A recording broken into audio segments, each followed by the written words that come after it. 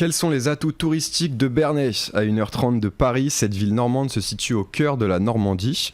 Pour en parler avec nous aujourd'hui, je reçois Laetitia Le Breton. Bonjour. Bonjour. Vous êtes directrice de l'Office de tourisme de Bernay, terre de Normandie. Alors, on espère que la crise du Covid touchera bientôt à sa fin, que l'on pourra de nouveau se déplacer pour le plaisir. Mais d'abord, Laetitia Le Breton, comment les lieux touristiques de Bernay et les alentours ont vécu cette période ? Difficilement, comme on peut l'imaginer.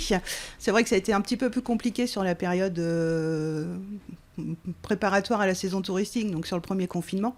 Là, c'est un petit peu différent parce qu'on est sur une période de basse saison où la plupart des lieux touristiques sont fermés au public. Sont fermés d'habitude. Ouais. Alors, est-ce qu'il y a des alternatives qui ont été trouvées, je pense notamment cet été, pour maintenir le lien avec le public au niveau touristique ? Oui. Alors, c'est ce qui est rigolo dans cette histoire, enfin rigolo si on peut parler comme ça, mais c'est que ça fait la part belle aux initiatives, des choses qu'on n'aurait pas forcément vues auparavant. Et il y a eu énormément de communication qui s'est développée sur les réseaux sociaux, donc classique, Facebook, Instagram. Les lieux touristiques se sont emparés des réseaux sociaux ? Complètement, oui. Les lieux s'en sont complètement emparés en proposant diverses choses au public. En fait, on a eu par exemple des lives du Château du Blanc-Buisson sur la plateforme SoChâteau. Donc ça, c'est quelque chose qui n'existait pas, qui ne se faisait pas auparavant. Le domaine d'Harcourt aussi qui propose des ateliers en ligne. Là, notamment sur la période des fêtes de Noël pour inventer des décorations à faire avec les enfants à la maison. Est-ce que vous pensez que ces activités sur les réseaux sociaux, sur cette interaction avec le public à distance, ce sont des choses qui vont peut-être perdurer ? Oui, certainement, ouais. J'en suis persuadée parce que ça permet de maintenir le lien. Donc on sait que des gens qui viennent visiter un site touristique, ils viennent pas toutes les semaines, mais là du coup ça permet de maintenir le lien et de faire voir un petit peu ce qu'il est possible de faire. Comment les lieux touristiques se préparent à une future réouverture prochaine ? Alors, ils essaient d'imaginer, avec les contraintes sanitaires qu'on connaît actuellement, parce que c'est certain que ça disparaîtra pas de suite au printemps. Maintenant, tous les protocoles sanitaires ne sont pas encore arrivés en fonction des branches, des différents métiers du tourisme. Ça n'empêche que ça ne devrait pas être beaucoup différent de ce qui s'est passé au printemps dernier. Et tout le monde anticipe déjà avec le respect des gestes barrières. Et comment est-ce que vous pouvez les aider, ces lieux touristiques, à maintenir leur activité, à garder le moral en cette période ? On maintient le lien avec eux, on les a énormément au téléphone, même si concrètement, pour l'instant, on ne peut pas faire grand-chose. Ce qui est important, c'est de maintenir le dialogue avec eux, d'anticiper aussi éventuellement la saison 2021, voir comment on peut les accompagner au mieux, au-delà de nos missions régaliennes, je dirais, de promotion.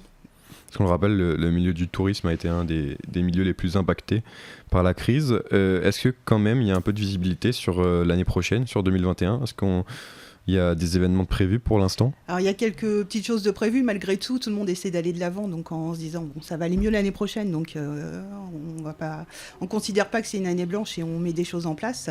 Maintenant la visibilité elle est extrêmement réduite, donc c'est à quelques mois, là tout le monde attend les prochaines directives gouvernementales. Malgré tout, il y a des villes comme Beaumont-le-Roger qui prévoit ses médiévales au mois de juin. Le domaine d'Harcourt aussi qui a sa programmation qui est en train de se monter. Mais on sent bien que tout le monde y va un petit peu à tâtons malgré tout. Il y a quand même de l'optimisme, vous sentez quand même une envie de continuer. Tout le monde a envie d'y croire, ouais. Alors, sur le site de l'Office de tourisme, on peut dire que Bernay offre une image préservée de ce qu'étaient jadis les cités normandes. Alors justement, quelles sont les caractéristiques d'une cité normande d'autrefois ? Alors la chance, on l'entend dans le sens où Bernay a eu la chance de ne pas être trop bombardé pendant la Seconde Guerre mondiale, donc on a conservé des ensembles de maisons à pans de bois. Je pense que tout le monde a en tête la rue Gaston Follop. On a la chance d'avoir des ensembles mobiliers Moyen-Âge, Renaissance qui sont préservés. Alors la ville est classée site d'art et d'histoire. Qui décide de cette distinction et qu'est-ce qu'elle signifie ? Alors, Ville d'art et d'histoire, c'est un label qui est décerné par le ministère de la Culture, donc sur candidature de la ville. Bernay est la seule ville du département de l'Eure à être labellisée. Qu'est-ce que ça amène ? Ça veut dire que déjà, il y a une sensibilisation à la préservation du patrimoine bâti, environnemental, naturel, etc.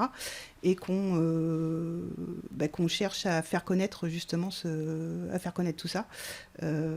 Souvent, on se dit ville d'art et d'histoire, c'est par rapport à l'architecture, mais pas que. Donc à côté de ça, il y a tout un tas de visites guidées qui sont développées sur des thématiques bien précises. Il y a des animations qui sont proposées aux scolaires, aux adultes, autour de cette labellisation.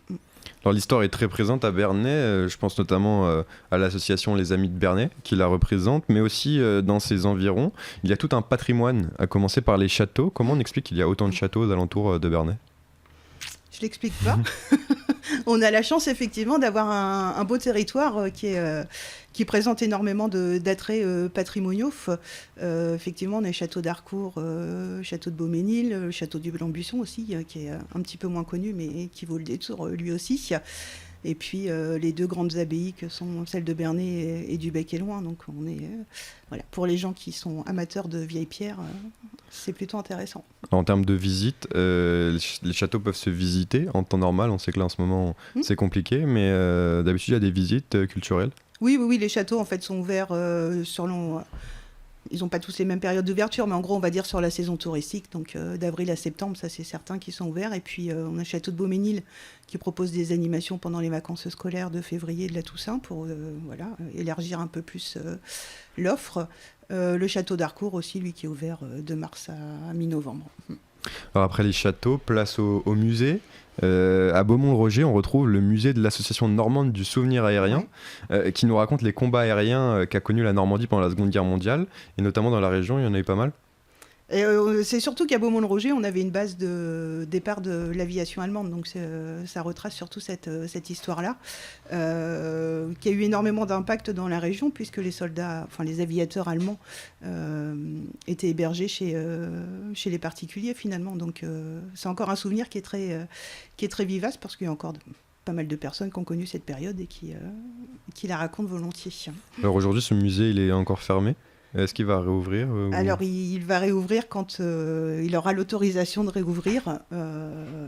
Mais oui, sinon, il se visite habituellement. Il est ouvert 2 fois par mois sur les premiers et troisièmes week-ends de chaque mois. Alors, il y a aussi à Bernay le musée des Beaux-Arts. Alors, qu'est-ce qu'on peut y voir ?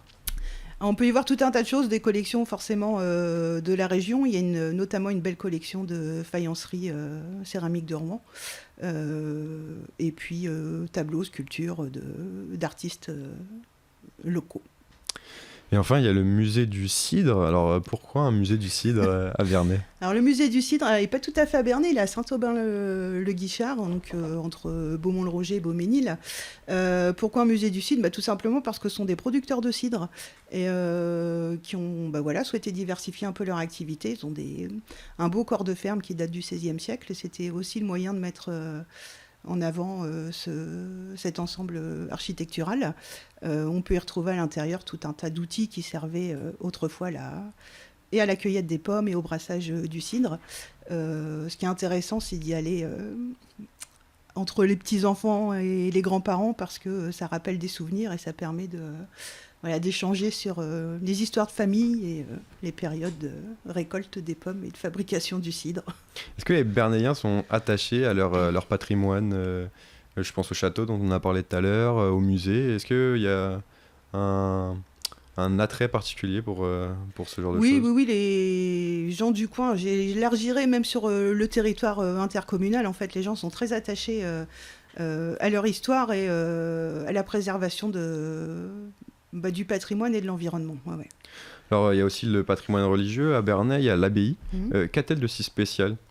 Alors l'abbaye, elle a permis déjà la construction de la ville, donc s'il n'y avait pas eu d'abbaye, on ne connaîtrait pas la ville de Bernay aujourd'hui. C'est un bel ensemble, on a encore l'église abbatiale du XIe siècle, une abbatiale romane, il en reste très très peu en Normandie. Donc au niveau architectural, c'est déjà important.